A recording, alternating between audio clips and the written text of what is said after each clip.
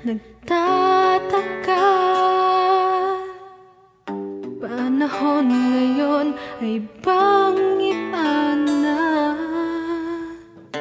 Di mo pa napapansin, kalikasan ay nagagalit na rin. Sabi ko nga na! Nandito ba tayo dahil tayo'y buhay lang? But I don't like the food! I don't like the food! I don't like the food! O nandito tayo, hindi lamang upang manatiling buhay, kundi upang mabuhay ng may kasaysayan. Ako may-ari na kumpanya to! Palasukan mo ako! Ang kulit mo! Kailangan pa bang mawala lahat ng mahalaga upang makita natin ang malaking pagkakaiba? Ang basura mo'y di para sa lansangan, maging sa ilog o sa karagatan.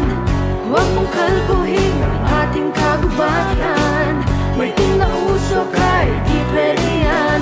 Love nature ang ating kailangan.